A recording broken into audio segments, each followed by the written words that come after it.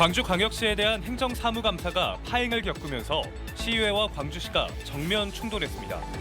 시의원들은 고강환 부시장을 상임위 증인으로 불러 사과를 요구했지만 고 부시장은 사과를 거부하며 의회의 중단 결정이 과했다고 반박했습니다.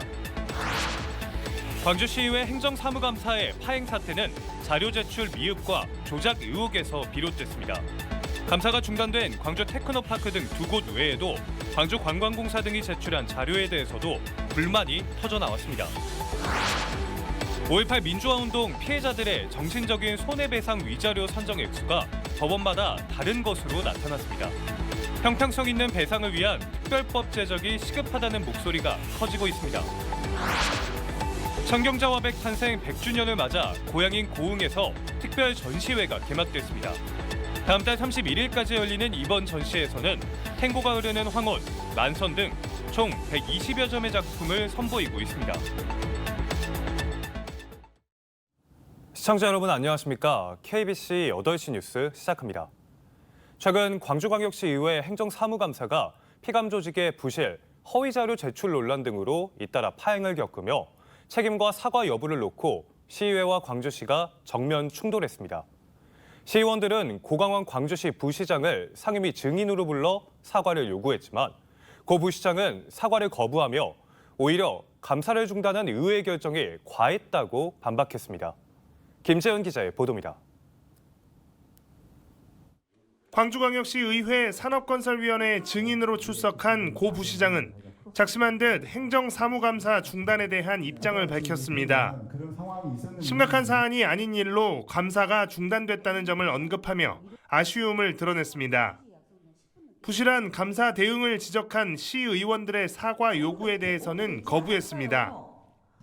당시에 그걸 깔끔히 지적을 하고 잘못된 부분을 지적을 하시고 다시는 재발하지 않도록 그렇게 하면서 행정사무감사를 중단하지 않으시고 이어갔었으면 훨씬 더 원활하지 않았을까 하는 그런 아쉬운 마음을 제가 드린 겁니다.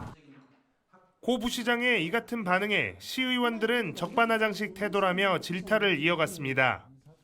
특히 시와 산하기관이 제출한 감사 자료나 답변에 대해 단순한 실수 수준이 아니라 허위나 조작 의혹이 있다며 거듭 사과를 촉구했습니다. 행정사무감사를 중지하는 건 부시장님이 판단할 문제가 아니에요. 운행 기록서 조작했습니까? 안 했습니까? 없는 서류 만들어 갖고 왔으면 이게 고의입니까? 실수입니까? 하지만 고 부시장은 끝내 사과하지 않았고 질의는 그대로 마무리됐습니다. 질의가 끝난 뒤 광주시 의회는 의원 일동 명의로 입장문을 내고 유감을 나타냈습니다. 고 부시장과 피감 기관들이 시의회의 감사를 안일하게 생각하고 있다며 파행의 주체인 광주시의 사과와 강기정 시장의 입장 표명을 요구했습니다.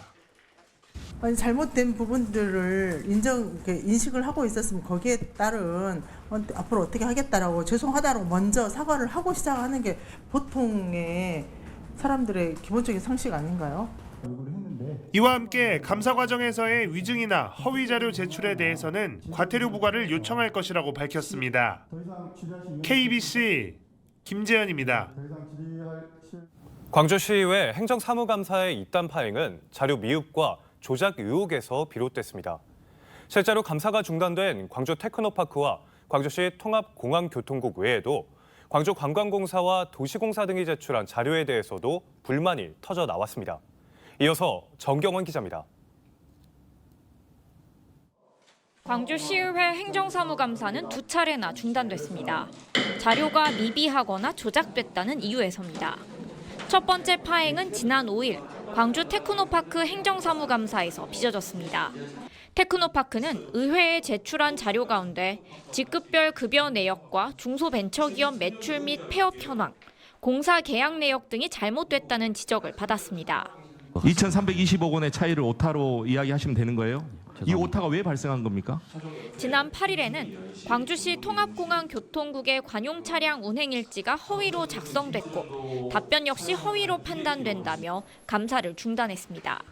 자료 비실 및 허위 답변 등으로 감사 진행이 더 이상 어렵다고 보는 바 통합공항교통국 소관 2024년도 행정사무감사 일정은 추후 통보하여 감사를 이어가도록 하겠습니다.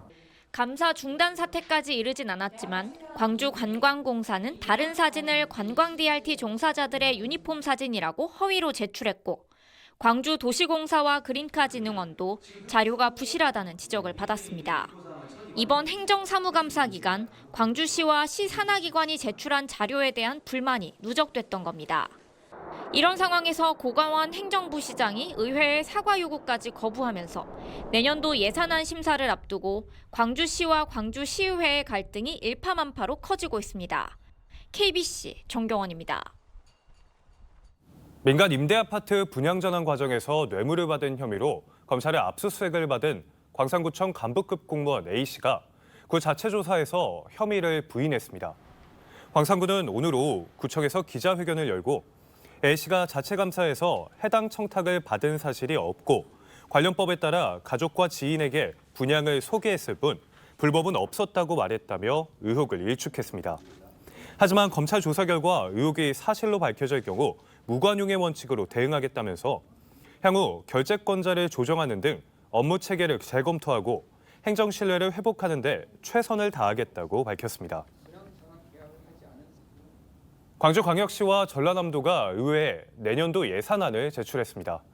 광주시는 7조 6천억 원, 전남은 12조 5천억 원 규모인데요. 내년도 경기가 어려울 것으로 보고 민생과 인구, 미래 먹거리에 예산을 집중하기로 했습니다. 강동일 기자의 보도입니다. 광주시가 편성한 내년도 예산은 7조 6,069억 원입니다.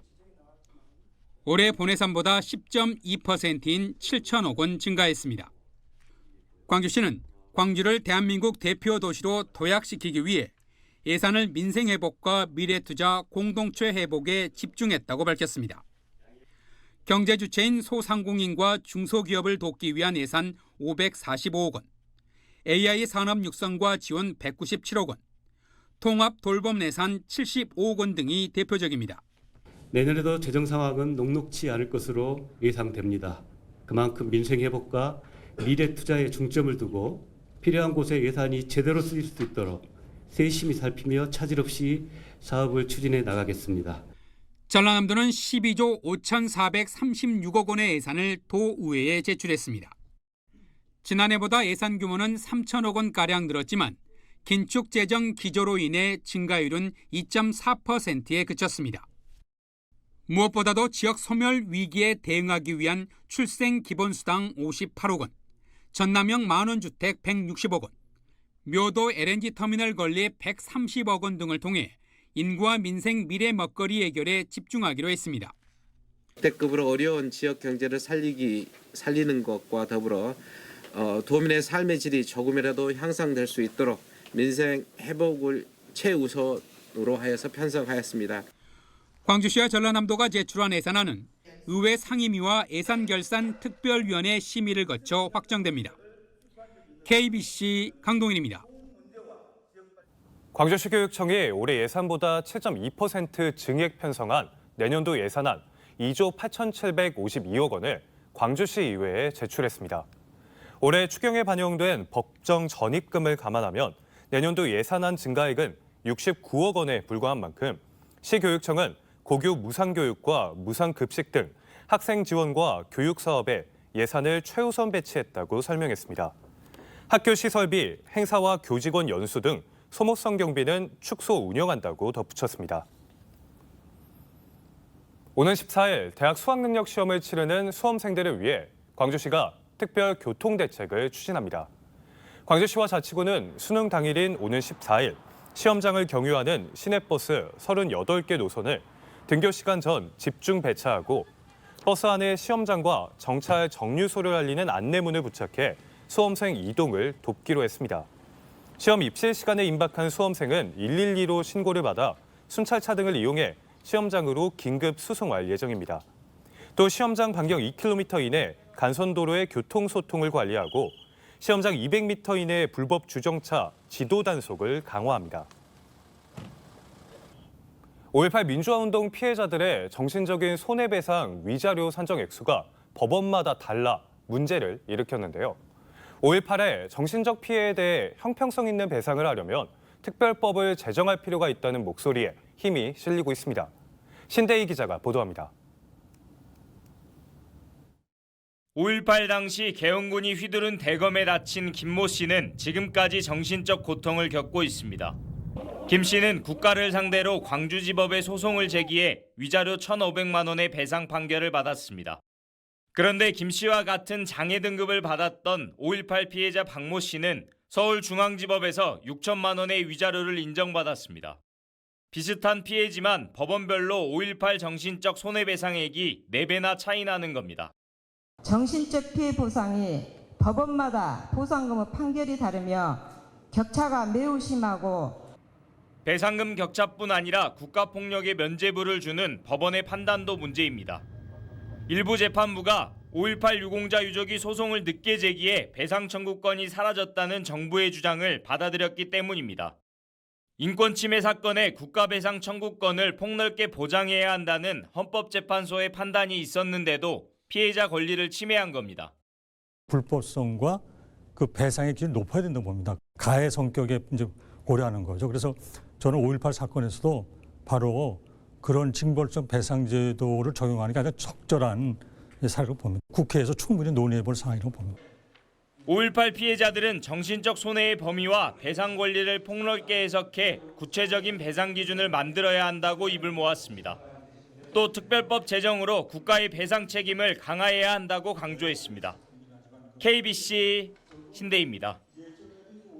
민주노총 광주본부가 지난 주말 열린 윤석열 정권 퇴진 집회에서 발생한 충돌 사태와 관련해 정부와 경찰을 규탄했습니다.